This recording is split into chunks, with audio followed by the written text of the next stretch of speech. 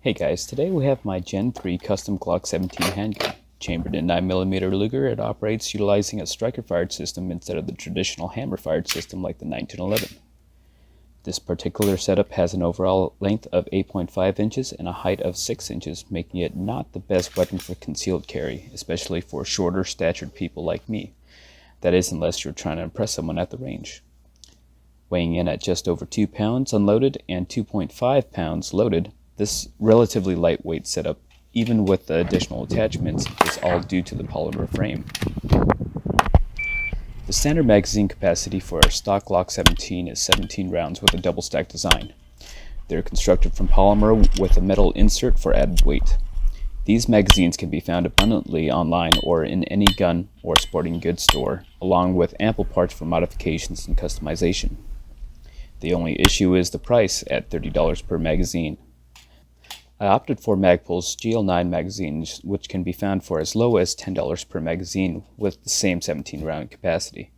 I did this because 1, they were cheaper and so am I, and 2, because I blew most of my budget on all the other parts.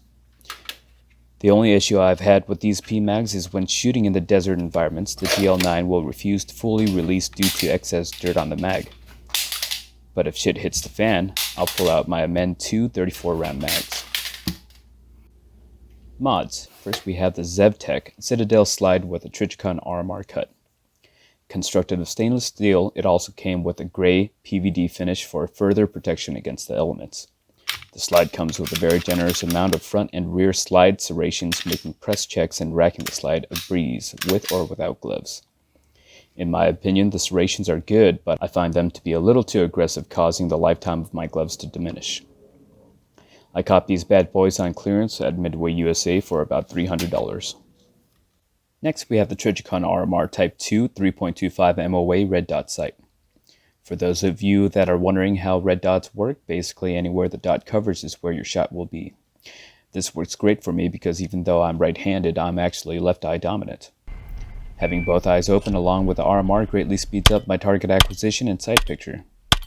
Supposedly, the battery should last about 2 years even though it cannot turn off, so I'll be tracking it. For this particular RMR, the lowest price I've found was about $450, but I've found a few larger MOA models for about $400. If you're on a budget, I would recommend the HoloSun 507C. It can be found for about $300 and has the same cut as the RMR, so you won't need another gunsmith. To complement the RMR, I also installed a set of Trijicon GL201C tritium suppressor height night sights as my co-witness. I found them to hold a relatively low profile and not overwhelming when operating the RMR, and the tritium glows nice and clearly. You can find them for about $100 and on sale for about $90. For my weapon light, I chose the Streamlight TLR1HL. Using 2 CR123 batteries, this light puts out an impressive 1000 lumens with a continuous runtime of about 1.75 hours. It has both continuous and strobe functions with a flick of the switch. I was able to find these for about $140 on sale. For my trigger, I installed a basic Apex trigger set, mainly because I like how responsive it is. There are definitely better triggers out there, but you can't really beat $80. Lastly, I installed the H&C Arms aluminum magwell. Not that it was necessary for the Glock 17 frame with its massive opening, but it's for the higher success rate at higher speeds. I think it's totally worth it. I love the look and its function, but for $100 some people would rather go with the Magpul $25 magwell. Maintenance is still as simple as when stock. Pull down the release to press the trigger and remove the slide. Remove the spring and guide rod, then remove the perfectly stocked barrel. Clean the carbon buildup areas. Lightly lube and you're done. I hope this video has been helpful for your Gucci Glock build. Thanks for stopping by.